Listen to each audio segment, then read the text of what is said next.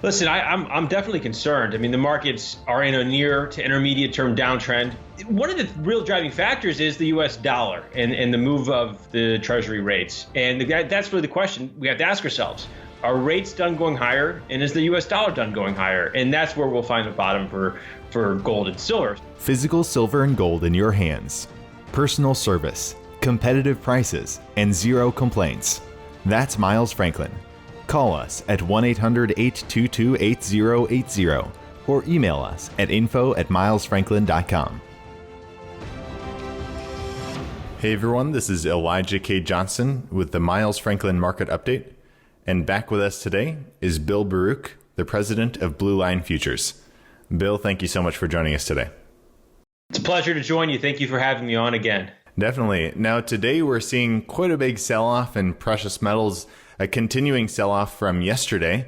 What is your perspective? This is the lowest we've seen silver this year. Silver's, right at about $24 and gold is below $1,700. I think both are at a critical level. Overall, you said that selling kicked in. I mean, Mondays have not been too friendly. The last couple of Mondays, we've seen some weakness in gold, almost like there's been sellers taking hold of the market. And they're covering shorts into the latter half of the week. And the market has been rallying, finishing good. And at these levels, I do think there's good value in gold. So the finished each week has actually gotten me a little excited.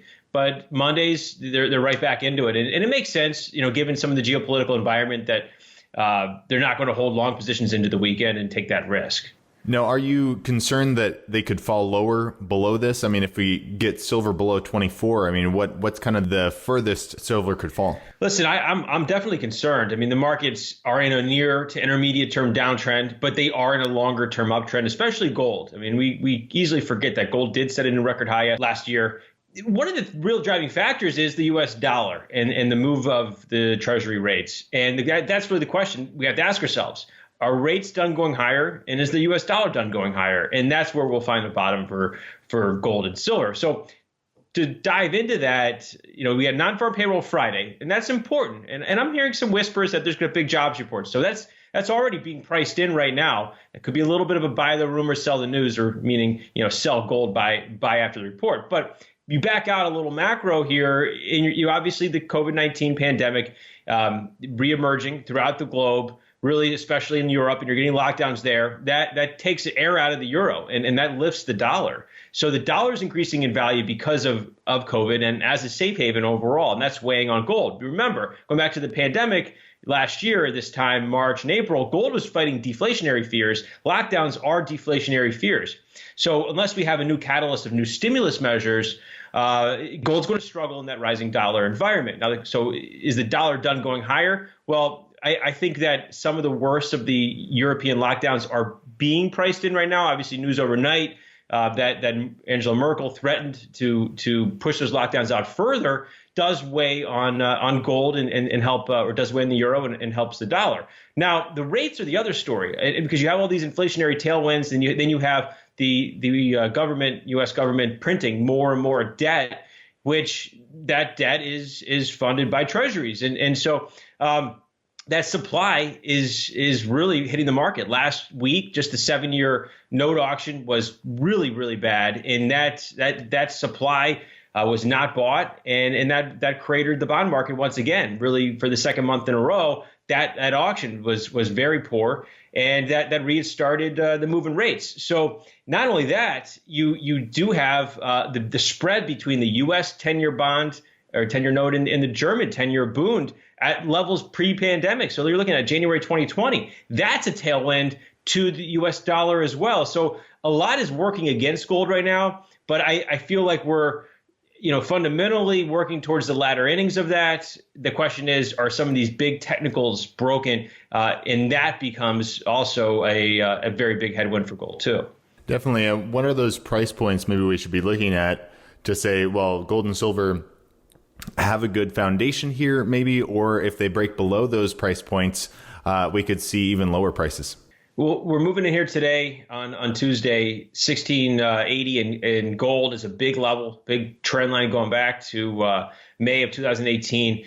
And you have such a meteoric uptrend, the rise last year, there are a lot of support levels. There are a lot of consolidation zones. But, overall, I don't want to see this trend line being broken. It's just another big support level that gold chews through. So we're seeing gold respond so far. Maybe the worst is in here through the middle part of the week, and then it really is going to rely on that non-farm payroll report and ahead of a long weekend. It's a very holiday shortened session on Friday.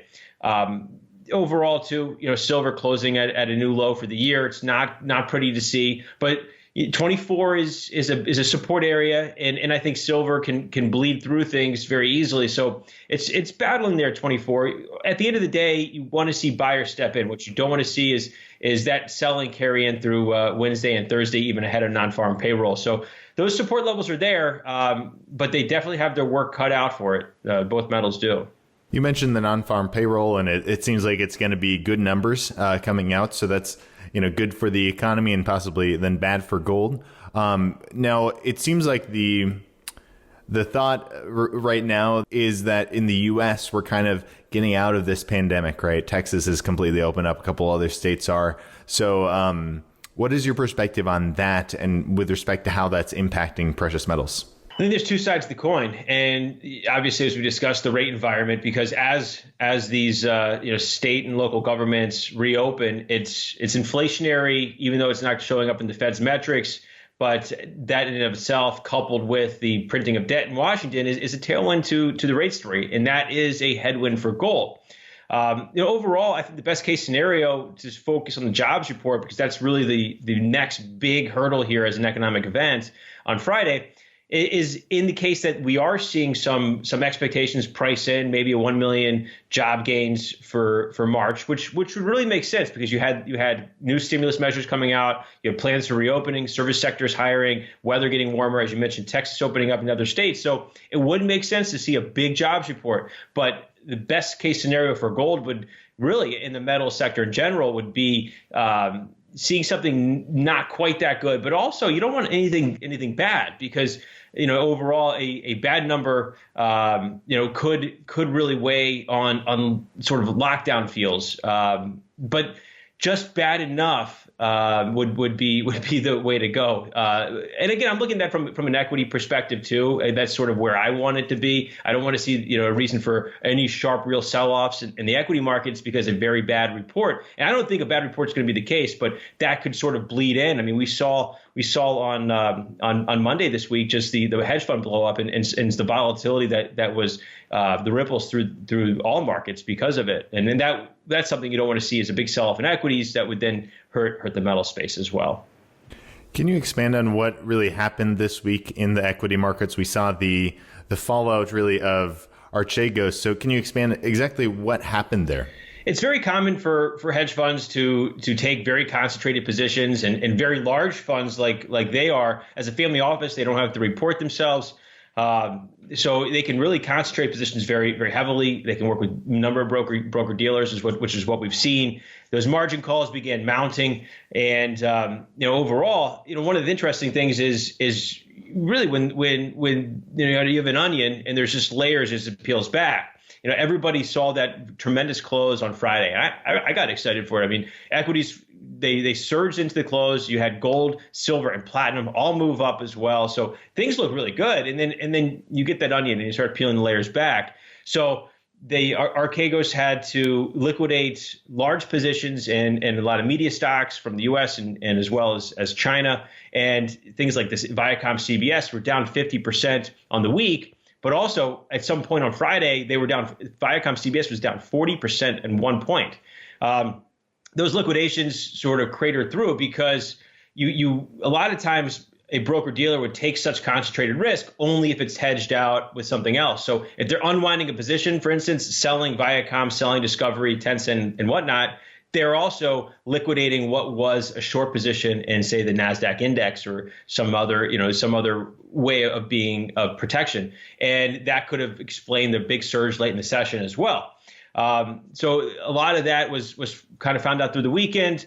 What was left is in the dust that settled. there's a lot of questions around what kind of damage was at these banks. I mean, a number of banks were down pretty sharply. Even the U.S. regional bank index was down 3 to 3.5% on Monday as well. So it was just sort of a ripple effect throughout markets, and things are settling in a bit. We saw the Russell 2000 lost almost nearly 3%. That's the banks were down, but also some of those momentum stocks and different things that are probably highly leveraged within that hedge fund space within the small caps had to be liquidated. And this is just a wake-up call to a number of broker-dealers and a lot of hedge funds that have similar strategies out there, because I guarantee you Archegos is not the only one. So a lot of banks are probably working through some damage control, and we're seeing some of that volatility play out still. Do you think this is kind of a wake-up call that shows people how leveraged the financial system is?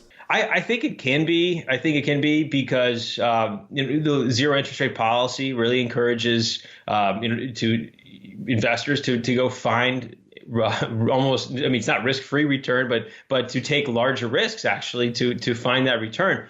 I think it is a little bit of a wake-up call. I'm not concerned of a day of reckoning, so to speak, at this point. And really, the way I got to focus is as a trader in the future side and as an investment advisor managing portfolios from people's early on in their careers IRAs to people retiring. Is where are we looking out this quarter and where are we looking out this year? And for now, I think the reopening overall that is playing out is going to be a big tailwind through April. But my fear as we move through April and we move into May and June does that reopening push Treasury yields higher and higher? For now, I think we're fairly contained, and I think that the overall the leverage that's out there is mounting, but I don't think of it as a major headwind here today. But maybe ask me in 3, 4, 5 months from now, maybe it'd be a different scenario. You mentioned at the beginning of this interview how precious metals you see are in a long-term uptrend, right? But right now, kind of a short-term downtrend. With respect to equities, on the other hand, we're seeing, all-time highs. A lot of the indices are hitting all-time highs still. So are you still bullish on equities right now? Yeah, I'm nearly as bullish as I've ever been. No, but I am very bullish. I think that the S&P is going to achieve 4,000. We're seeing some struggling up here at the record highs the last couple of sessions, but I think that's normal. I think that there's daily rotations going on from sector to sector that do make it difficult to get some follow through sometimes. And as the market is really trying to find the true leadership within. The banks didn't show up yesterday. The banks had performed yesterday. I think we'd see the S&P obviously quite a bit higher, and then that could have garnered a tailwind of additional buying in and of itself.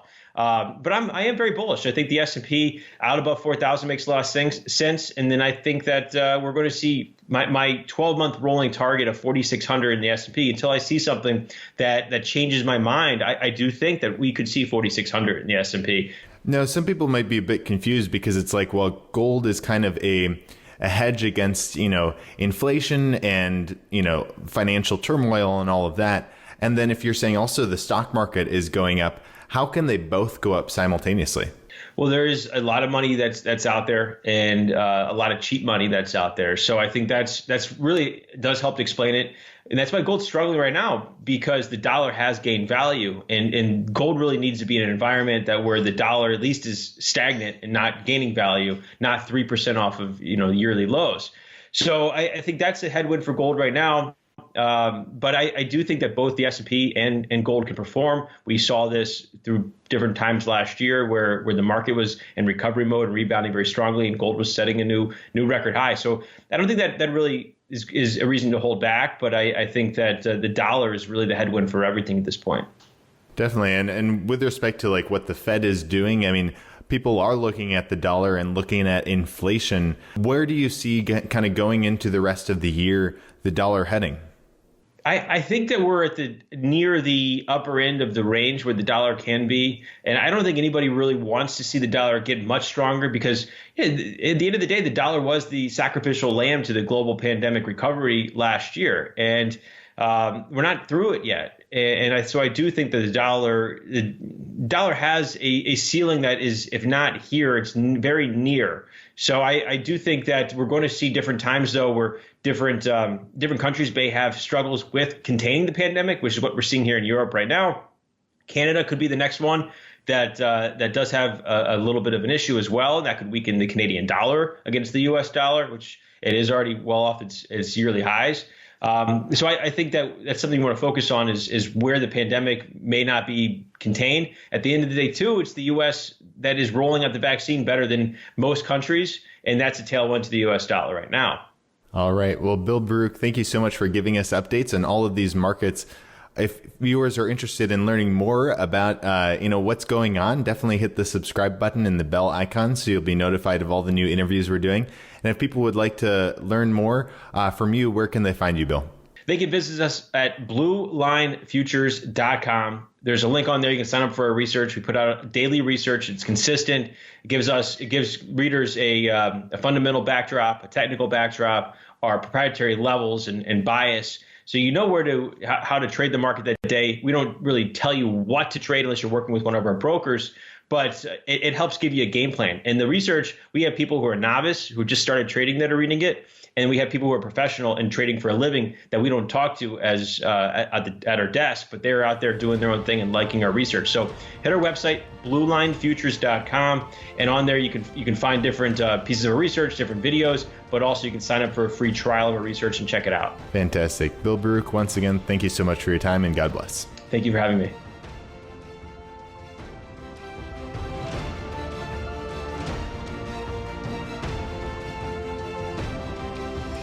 Physical silver and gold in your hands.